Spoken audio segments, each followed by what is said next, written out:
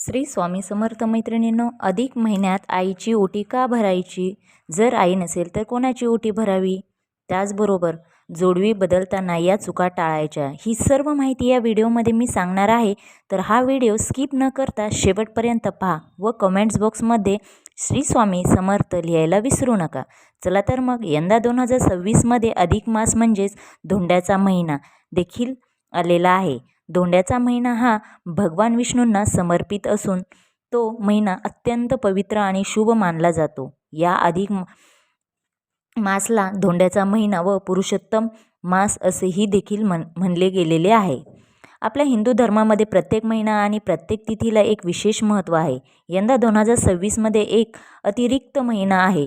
तो दर 3 वर्षातून एकदा येतो आणि अधिक मास हा महिना अतिशय शुभ मानला जातो. या महिन्यात आध्यात्मिक उपासना भक्तीसाठी एक आदर्श काळ मानला जातो. अधिक मास ज्या वर्षामध्ये येतो तेव्हा त्या वर्ष 12 महिने नसून 13 महिन्याचा पूर्ण होते. तर यंदा 2026मध्ये अधिक मास हा कधी सुरू होणार आहे आणि कधी समाप्त होणार आहे, तसेच या महिन्यात कोणते शुभ कार्य करायचे आहेत, तसेच या महिन्यात मुलींनी आईची ओटी का भरावी आणि ती कशी भरावी, तसेच ओटी भरताना मुलीने आईसाठी ही एक महत्त्वाची वस्तू नक्की घ्यायची आहे. व आपण या अधिक महिन्यामध्ये जोडव्यामध्ये भर टाकत असतो. आपली जोडवी आहे तर ते सुद्धा बदलत असतो. तर ही जोडवी बदलताना तुम्हाला ही एक चूक जी आहे तर ती अजिबात करायची नाही. तसेच या अधिक मासात अजून कोणत्या महत्त्वाच्या गोष्टी करावयाच्या आहेत तर बघा, 2026मध्ये अधिक मास हा 17 मे 2026 या दिवसापासून सुरू होणार आहे आणि समाप्ती ही 15 जून 2026 या दिवशी या अधिक मासाची समाप्ती होणार आहे. अधिक मास हा दरवर्षी येत नाही, साधारण दर 3 वर्षांनी हा अधिक महिना येतो आणि हा संपूर्ण महिना भगवान श्रीहरी विष्णूंना समर्पित आहे. म्हणून या महिन्यामध्ये जास्तीत जास्त भगवान श्रीहरी विष्णूंची सेवा उपासना केली जाते. अधिक मास हा संपूर्ण महिना शुभ कार्यासाठी खूप खास मानला जातो. या महिन्यात दान, जप, तप आणि धार्मिक ग्रंथाचे पठण केल्याने आपल्याला अनेक पटीने पुण्य मिळते.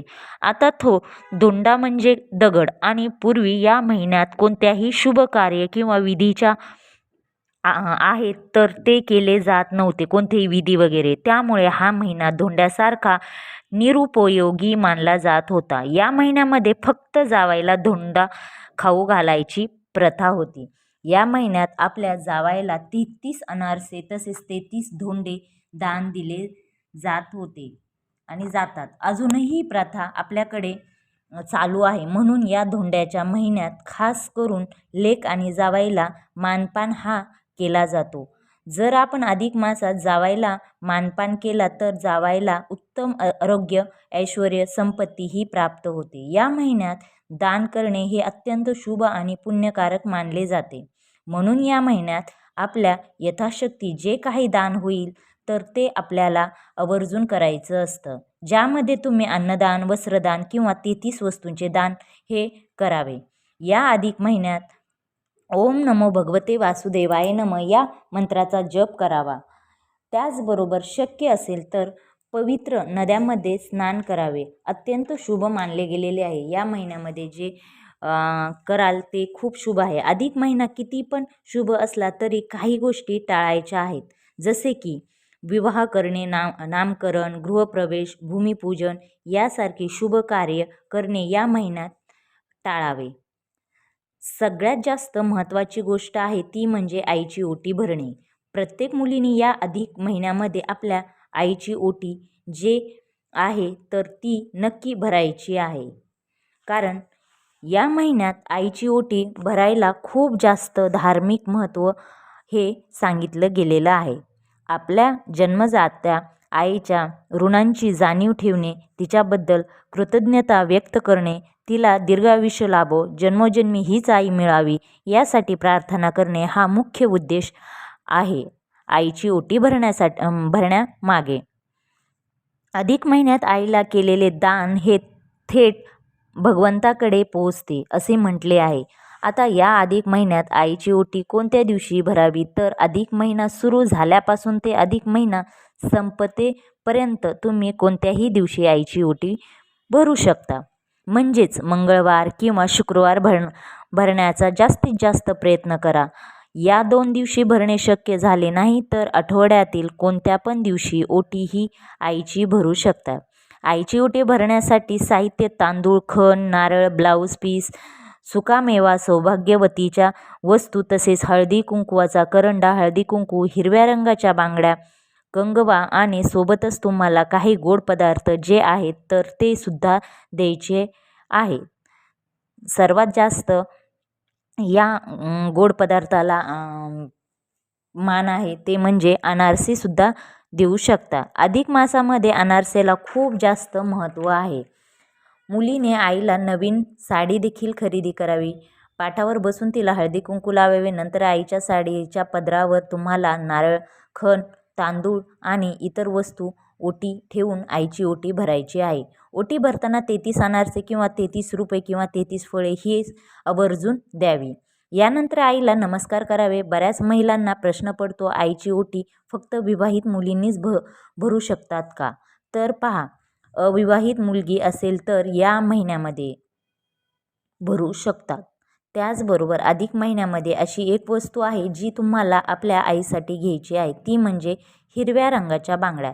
तुम्हाला तुमच्या आईसाठी घ्यायच्या आहेत. जर बांगड्या घेणं शक्य नाही झालं, तुम्ही तुमच्या सासरवरून माहेरकडे जाणार आहात आईची ओटी भरायला किंवा आई इकडे आलेली असेल तर घ्यायला जाणं शक्य झालं नाही तर तुम्ही 100 रुपये बांगड्या घेण्यासाठी त्यामध्ये ओटी भरताना तुम्ही देऊ शकताय. हे खूप शुभ मानले जाते. अधिक महिन्यामध्ये जोडे बदलणे किंवा जोड्यामध्ये भर टाकणे खूप शुभ मानले जाते. अधिक महिन्यामध्ये शुक्रवारी किंवा गुरुवारी जोडवी बदलणे अत्यंत शुभ मानले जाते. शक्य असेल तर ही जोडवी तुम्ही आईकडून करून घ्यायची आहेत. या पवित्र महिन्यात छोटीशी चूकसुद्धा आपले पुण्य हिरावून घेऊ शकते. आता छोटीशी चूक कोणती, तर मी तुम्हाला पहिल्याच याच्यामध्ये सांगितलेले आहे की आपल्याला या महिन्यामध्ये आवर्जून काही चुका टाळायच्या आहेत. त्या म्हणजे श्रीहरी विष्णू यांची सेवा नेमकी कशी करावी जेणेकरून आपल्याला सेवेचा संपूर्ण फळ हे प्राप्त होईल. हा महिना आहे जसे की जे चुका टाळायच्या आहेत त्या मी तुम्हाला पहिल्यांदाच सांगितले आहे की गृहप्रवेश असेल, नामकरण सोहळा असेल, लग्न असेल, कशाची खरेदी असेल तर या महिन्यामध्ये आपल्याला करायची नाही. हे चुकूनसुद्धा हे कामे करायचे नाही.